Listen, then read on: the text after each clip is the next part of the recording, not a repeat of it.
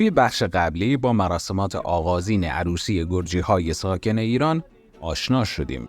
توی این قسمت قرار دانشمون رو در این زمینه کامل کنیم. برای همین از خانم خیاط خواستیم که این اطلاعات رو در اختیارمون بذارن. از طرف خانواده داماد یک پیکی رو به خانواده عروس میفرستن و مطلعشون میکنن که ما در فلان شب میایم برای مهربرون یا گگتوه، یعنی اینکه تعیین کنن که مهر عروس خانم چقدره. اتاق خرجی داریم که یعنی خرجی، یک کمک خرجی که خانواده داماد هدیه میکنه به خانواده عروس برای اینکه خرج مراسم عروسی رو انجام بدن و یک شیربهایی که هدیه کنن به عنوان اینکه دخترشون رو دارن از اون خونه میارن و یک کادویی باشه برای خانواده عروس.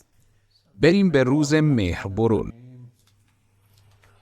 آقای رفیع جان، خدمتت رسیدیم رو شنگوری به امید خدا به عقد در بیاریم و کو بفرمایید شما صورت قباله دارین ندارین، با هم حرف زدین نزدین؟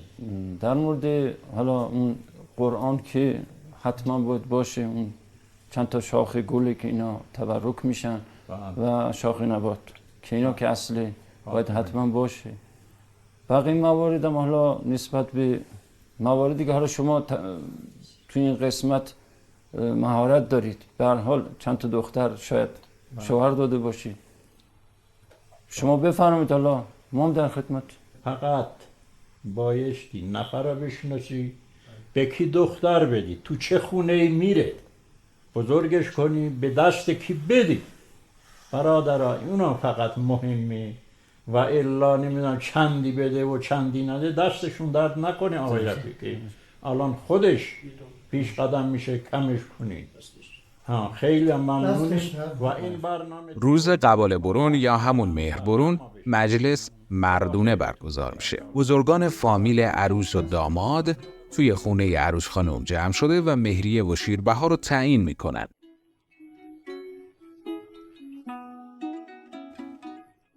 از اونجا که هر خانواده برای خودش جداگانه عروسی میگیره، در کنار مهریه و شیربها داماد خرج اتاق رو هم میده. اتاق خرجی یا همون خرج اتاق شامل قند، روغن، برنج، آرد و بعضی وقتا هم یک یا چند تا گوسفنده که برای خرج عروسی به خانواده عروس هدیه داده میشه.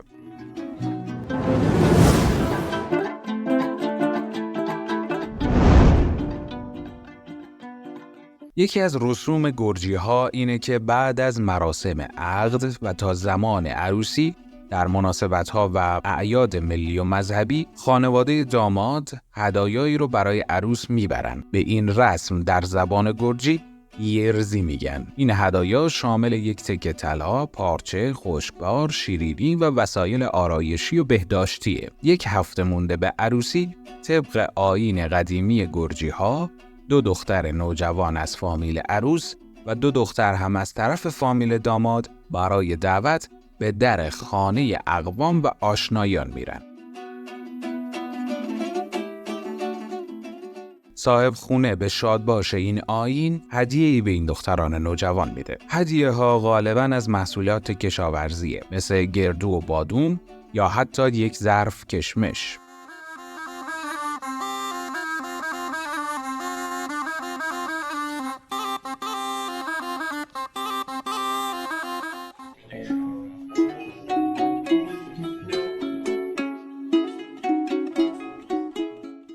به کسی که حنا رو حمل میکنه این از گتسی میگن.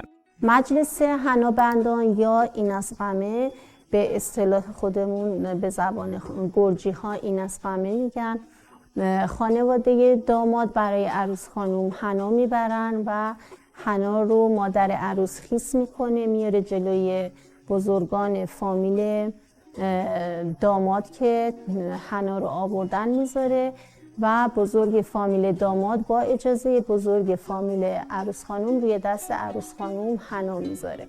این از گتسی شب رو در کنار عروس میمونه و به رسم گرجی ها هدیه‌ای رو از طرف مادر عروس دریافت میکنه. بعد از اینکه بزرگ فامیل حنا رو روی دست عروس خانم گذاشت، این از گت میاد حنا رو بر میداره و به کل مهمان‌های که در اون شب حنا بندان هستن تعارف میکنه و مهمان ها به نیت روشنایی و به نیت خوشبختی عروس خانم که اون قرمزی حنا نشانه شادی و خوشبختی باشه برای عروس خانم، همه حنا رو بر میدارن و روی دست خودشون میذارن.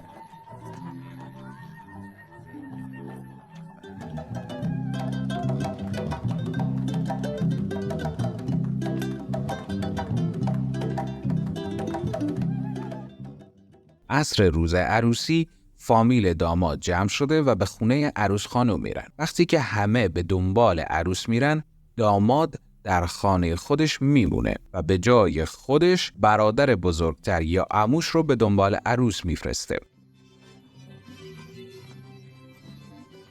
ابتدا خانوما وارد میشن. اونها لباسهای عروسی رو در چمدانی میذارن و به همراه دیگر متعلقات عروس وارد خونه میشن. به کسی که چمدون رو حمل میکنه خورجینیتسکاتسی میگن که اصولاً زندایی بزرگ داماده.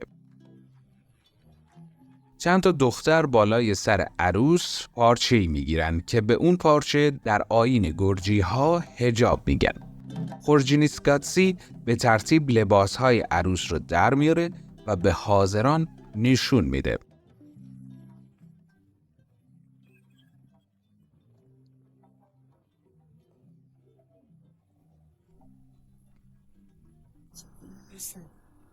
این رو سرش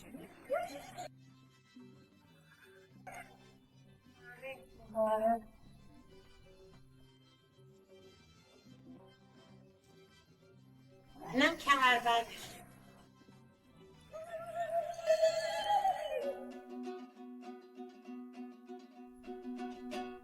اینم قباله عروس خانومه.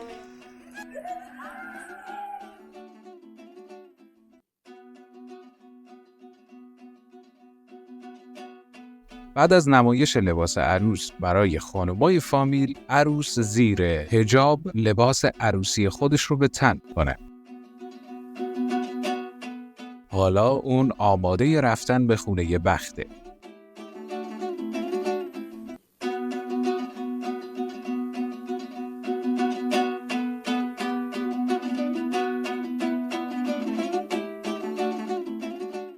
حالا مردها و برادرای داماد برای بردن عروس وارد میشن. پیک داماد با لباس رزم گرجی و خنجری توی یه دستش به دنبال عروس اومده. فلسفه این آیین اینه که به بستگان عروس بگه که ما تا پای جان از ناموس خود که این عروس خانم جوون باشه دفاع میکنیم. وقتی عروس میخواد از آستانه در منزل خارج بشه، مادرش قباله رو زیر پای عروس میذاره تا از روی اون رد بشه. او با این کار نشون میده که عروس نه برای مال و منال همسر بلکه برای عشق و پایبندی به خانه و خانواده به عقد آقا داماد در اومده. حالا برادر عروس و برادر داماد عروس رو به خانه بخت میبرن.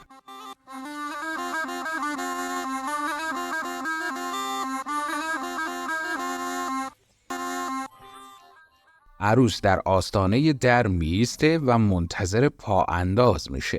یکی از خانمای مسن فامیل داماد با یک سینی به استقبال عروس میره. توی سینی یه گلدون گل به معنای سبزی زندگی، قرآن برای رستگاری، آینه به مظهر پاکی و چراغ به مظهر روشنایی میذاره.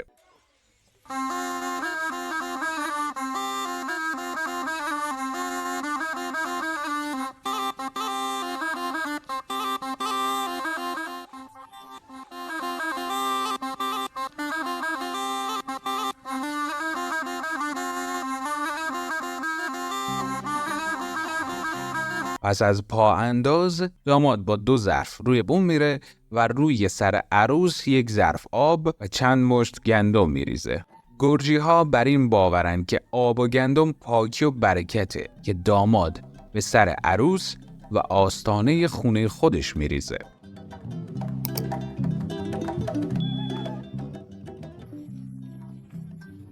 بعد از اینکه عروس خانوم به آستانه در میرسن، قدیم ها رسم بر این بوده که به نیت برکت مادر شوهر یک مقدار خمیر رو از قبل آماده میکنه، میده به عروس خانوم و عروس خانوم با دست این رو به آستانه در میزنه و بعد رد میشه و خیلی براشون مهم بوده که اینا حتی تا مدت ها هم نمیشستن و میذاشتن باشه به نیت برکتی که داره.